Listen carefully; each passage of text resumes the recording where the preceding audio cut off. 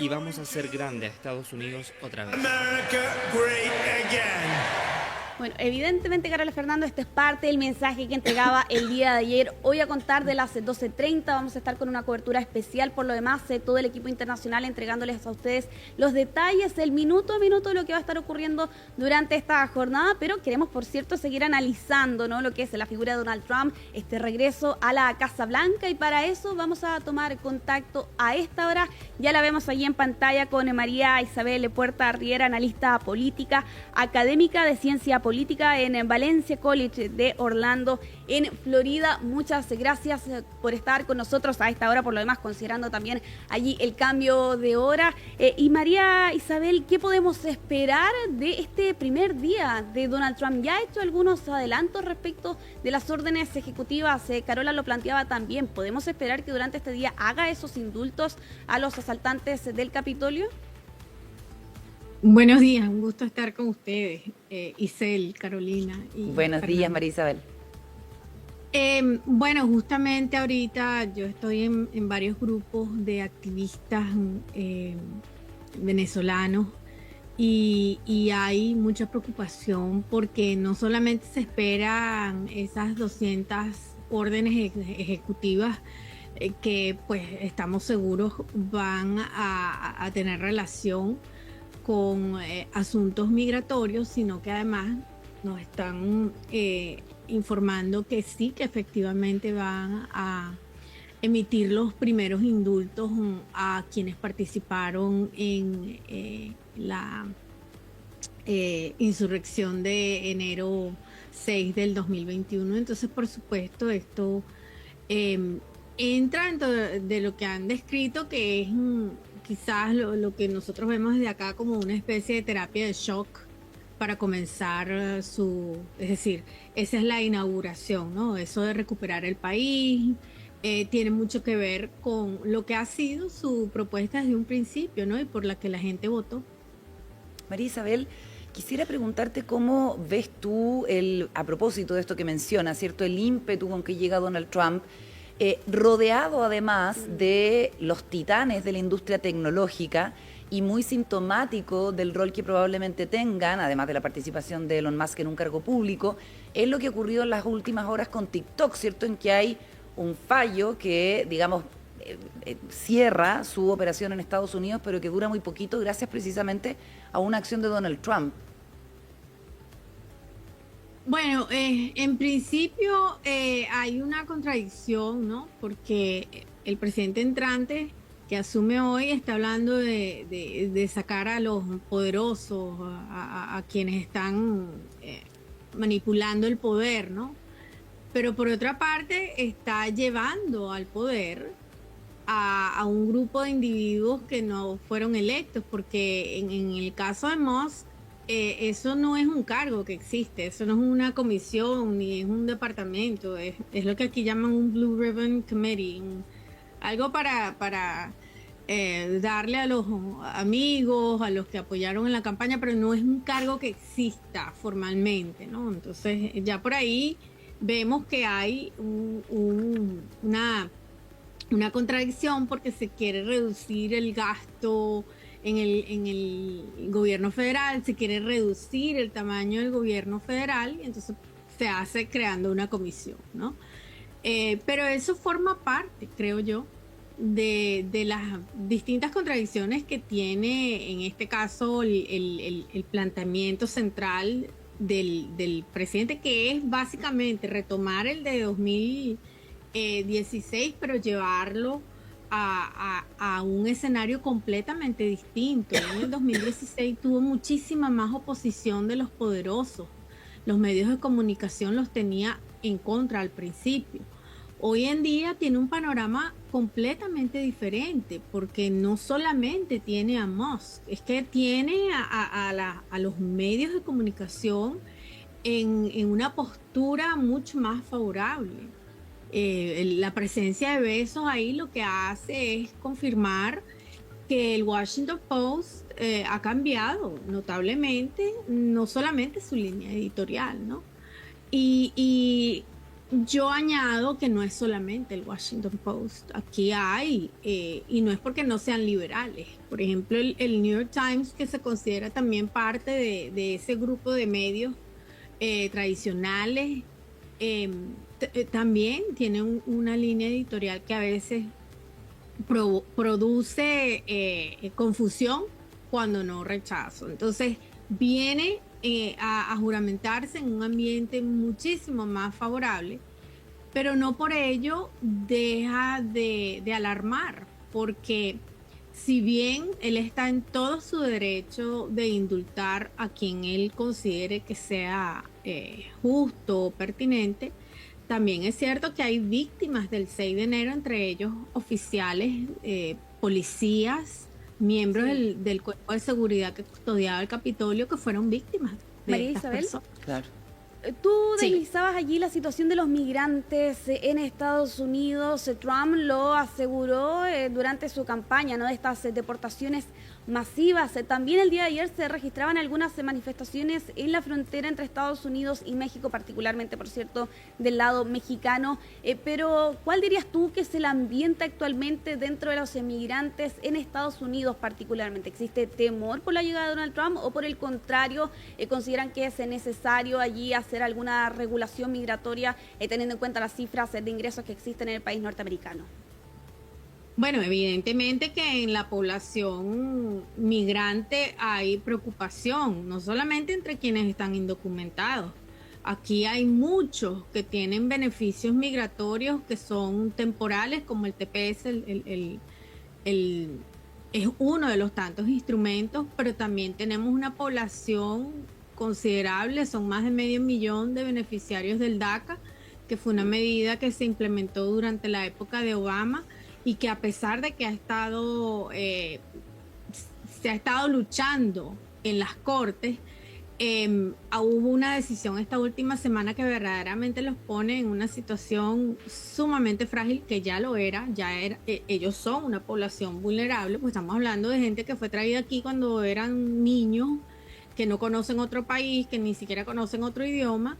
Y Trump, a pesar de que ha dicho que él siente simpatía por ellos, pues lo más probable es que si se da una decisión en la Corte Suprema, que es lo que se espera, nadie está anticipando que sea favorable. Entonces no es nada más aquellos que son indocumentados, que es lo que ellos han insistido no solamente en el primer periodo, sino en esta campaña hubo mucha insistencia que iban a dirigir todos sus esfuerzos a los indocumentados. Sin embargo, también han dicho que van a cerrar, a terminar todos los programas que se iniciaron en el periodo de Biden, el TPS, el parol humanitario. Eso creemos que también va a ser una de las primeras medidas. A ver, te quería preguntar, María Isabel, Donald Trump, yo lo he dicho varias veces aquí, Donald Trump solo dispone de 4 años más, ya no puede reelegirse. Y por lo tanto, cuando eso sucede en Estados Unidos, y sobre todo con personas de una personalidad tan fuerte como la del presidente Donald Trump, bueno, se empieza a mirar con mucha más detención a ver qué tanto sus acciones concuerdan con lo que planteó. Tiene un problema con China, tiene un problema serio con Canadá, tiene un problema que incluso ha planteado la situación de Groenlandia, todo lo que tú además has dicho de sus promesas. Es decir, ya no puede Donald Trump no materializar alguna de las cosas, incluso las más feroces que ha dicho, para quedar en el libro de la historia, porque no tiene más tiempo que 4 años, salvo que se convierta en dictadura, digamos, Estados Unidos. Sí, bueno, él siempre asoma eso de que a lo mejor no es el segundo periodo, pero constitucionalmente no puede, a menos que la Corte Suprema o el Congreso decida pasar alguna enmienda, no sabemos, proponer una enmienda, pero igual lo tienen que ratificar casi todos los estados. Pero en fin, eso son hipótesis y a veces es simplemente él diciendo eso, ¿no? Para halagar a su base. Creo que además de que es su segundo periodo y eso significa que tiene solamente 4 años. Teóricamente tiene 2, porque las midterm casi siempre son un referendo de los primeros 2 años, y si los demócratas ordenan su casa, posiblemente logren al menos arrebatarle la cámara baja, ¿no?, al partido de gobierno. Sin embargo, generalmente, históricamente, los presidentes que están en un segundo periodo se debilitan inmediatamente, ¿no? Eso ocurre, los llaman lame duck, porque sencillamente ya la presión que hay de que va a tener un segundo periodo y tiene que esforzarse por cumplir tantas promesas, eso se va debilitando, ¿no? Pero creo que también en esta situación vamos a ver un debilitamiento desde el punto de vista de sus apoyos internos. Por ejemplo, fue anoche. Una vez que se dio esta especie de puesta en escena, este nado sincronizado entre TikTok, que lo cierran y después al rato no, pero el presidente ya dijo que vuelve y entonces efectivamente volvió, porque todos recibimos el mismo mensaje. No estamos funcionando, ya volvimos. Fue en cosa de horas. Pero un senador que es clave para medir la temperatura en el Senado, que es de los más radicales y de los más leales, digamos, al partido y por ende al presidente, inmediatamente salió a cuestionar la decisión del presidente de ofrecer alivio a la empresa ByteDance, sobre todo porque está defendiendo a la ley que está sancionada. Y eso a mí me da a entender que habrá circunstancias en las que algunos, no solamente senadores, sino algunos legisladores, como ya no tienen la presión de que hay que fortalecer al presidente y su gestión porque viene otra elección, en este caso vamos a ver, así como el senador Tom Cotton anoche contradijo al presidente y cuestionó esa decisión, vendrán otros. Es lo que uno pudiera pensar solamente por el hecho de que el presidente pues ya este es su último periodo, ¿no?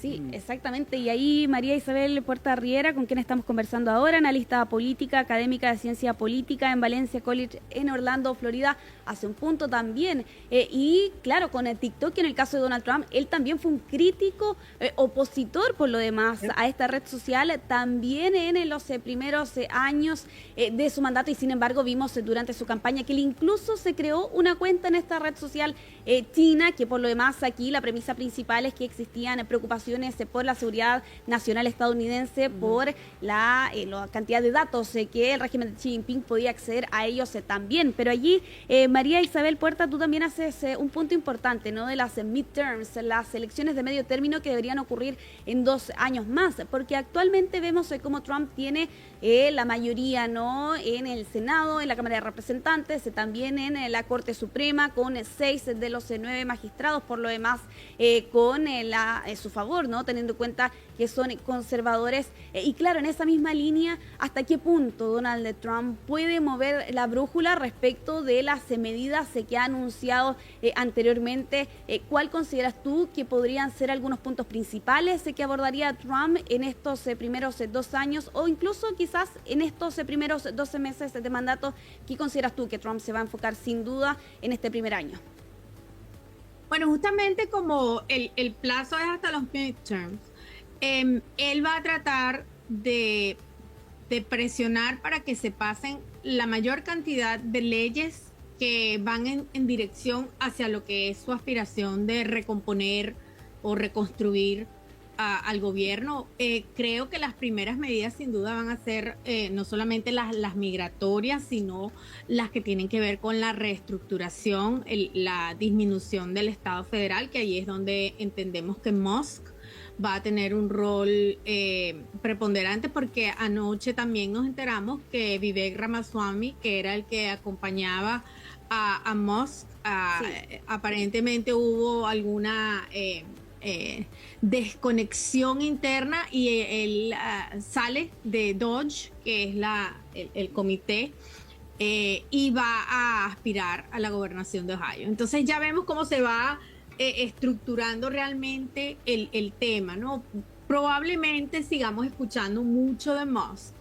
Por Pero cierto. lo que Muy vamos bien. a ver realmente es a los arquitectos del proyecto 2025 que son realmente quienes van Sí. a ejecutar todas estas políticas. Muchas gracias, María Isabel. ¿Sí? No, que tienen dos años para Sí, hacer eso. Porque exactamente. Ya después de Buen punto. es otra voz. Muchas gracias, María Isabel Puerta Riera, analista política, académica de ciencia política en Valencia College, en Orlando, Florida, por este análisis, ¿no? Cuando quedan horas para la llegada de Donald Trump, su regreso a la Casa Blanca en Estados Unidos. Muchas gracias, María Isabel. Buenos días. Chao, chao. Gracias a ustedes. Buenos días. Tenemos